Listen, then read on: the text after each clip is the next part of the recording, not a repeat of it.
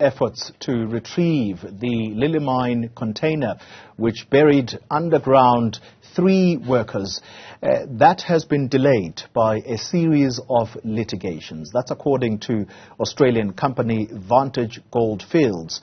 The management blaming Arqomanzi for the delays in the mine's reopening in order to retrieve the container. 3 Lilly Mine workers died in 2016 when a shaft collapsed, burying the container that they were in underground.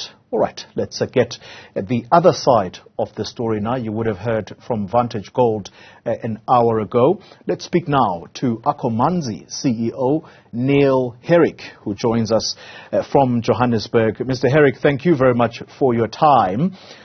Where does your company stand on calls to have this container, which has the remains of the 3 mine workers, retrieved and brought to surface? Is this something you support? Good morning, Colin. Good morning to your viewers. Absolutely. We've made numerous commitments over the past 4 or 5 years since we've been involved in this business rescue. But our first and foremost objective, is to develop a new decline down to 5-level mine and commence the mission to locate and retrieve the container and the remains of Yvonne, Pretty and Solomon. So it's at the forefront of all of our objectives. We recognise that closure for the families is of paramount importance. And yesterday when I was out at the Lilly Mine for the 8-year commemoration, I repeated what I've just said to you to the families of those people that were present.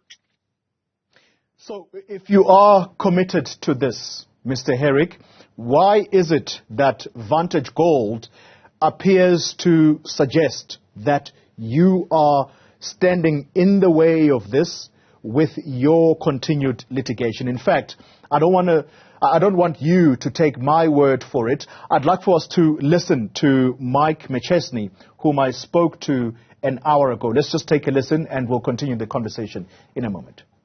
It is somewhat ironic that the same party that says they want the mines open quickly, they want closure for the fams timeously, stopped us 3 years ago from actually implementing something with a slightly amended plan. Amended in a positive way, I can tell you, that allowed the creditors, the workers, to be paid immediately instead of waiting 18 months for their payments. That was the beginning of the litigation, Wally, and that has continued throughout 2021, 2022, and 2023. Had that not occurred, we would have been open and operating. I just want to add on the litigation that we have never brought any litigation against Arqomanzi. They have brought all the litigation, I don't know if it's 7 or 8 cases, against the business rescue practitioner and the companies in rescue. Mr. Herrick, that was Mike McChesney. How do you respond to him? Well, it's actually quite simple, Colby. The reality of the situation is that it was Vantage who put these mines into business rescue back in 2016 as a result of their own failings in terms of how they run the mines. We became the largest creditor of the Vantage Group in 2019 when we acquired shareholder loan claims from Standard Bank of South Africa.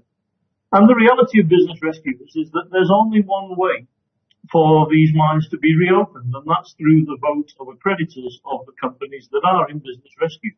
And it's that vote that Mr. McChesney and his team are desperately trying to prevent, of what they've been trying to avoid for the last 4 years.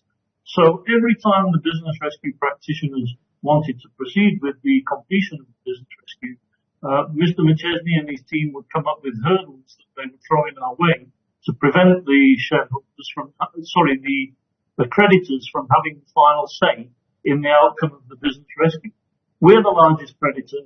It's quite clear that Vantage fear the outcome of a vote of creditors for that reason, and they've done everything within their powers to try and frustrate not only ourselves, but the business rescuers, but more importantly, all of the creditors and former employees of the companies.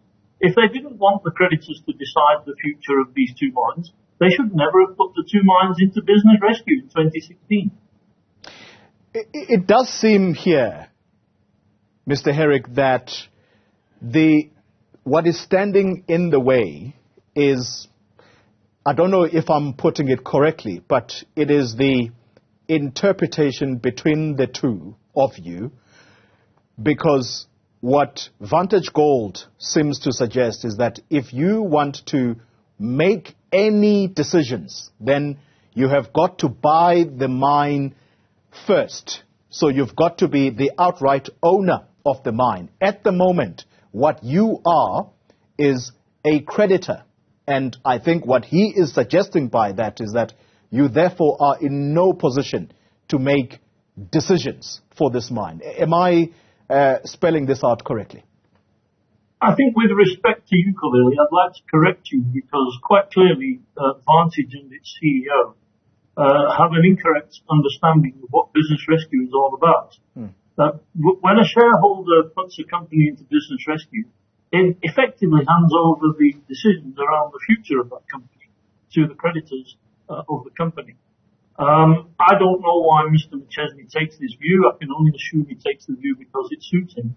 The reality of the situation is that all of the litigation is over. It was completed last year. We went to court 3 times, not the 7 or 8 times that Mr. McChesney professes. And we won all 3 cases. Vantage tried to appeal 2 of those and lost both of those appeals, and then tried to go to the Constitutional Court with 1 of those. And when the Court dismissed Vantage's appeal in October last year, that brought the litigation to a conclusion. Now, since the beginning of last year, Rob Devereux, the business rescue practitioner, had committed that as soon as the litigation is over, he's going to implement the very first order that we obtained in 2019. And he's committed to do so, and we're engaging with him now. And he's told the Minister of Minerals and Energy that he's going to implement the order. Obviously, that doesn't suit Vantage and Mr. McChesney, so they're making a lot of peripheral noise around this whole situation. The reality is, business rescue is about creditors, not about shareholders. Our plans contemplate the acquisition of the one company and the assets of the other company, and we'll put them into a new entity with a very good track record in the gold mining industry. Its management have been around for a long time, including myself, and a company which is not tarnished by the events of what happened on the 5th of February 8 years ago. Can I put this question to you? Can I put this question to you, Neil? Because Mr. McChesney has said this, and I want to quote directly from their statement. He says, the minister, referring to Gwede Mantashe, the minister of the mines, the minister castigated the litigators and the business rescue practitioners for allowing the rescue process to take so long. Is that indeed a fact, that you had this meeting with the Minister of Mines, and indeed he drew a line in the sand to say, stop with the litigation, and the BRPs must continue with the process so that the work of trying to retrieve the workers or the remains of the workers begins anew? It is correct that there was a meeting with the minister. It was 2 weeks ago. I attended the meeting. The minister was informed that from our perspective, the litigation is now complete. The business rescue practitioner did tell the minister that he's now obliged in terms of the various orders of court to proceed according to those orders. Of course, this does not suit Mr. McChesney's narrative. So he likes to continue portraying the message that there is still litigation in the pipeline. From our perspective, the litigation is finished. There's nothing more to say. The business rescue practitioner must now do what he's been committing to everybody to do.